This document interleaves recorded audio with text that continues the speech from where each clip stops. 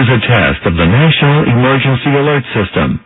This system, developed by broadcast and cable operators in voluntary cooperation with the Federal Emergency Agency, the Federal Communications Commission, and local authorities to keep you informed in the event of an emergency.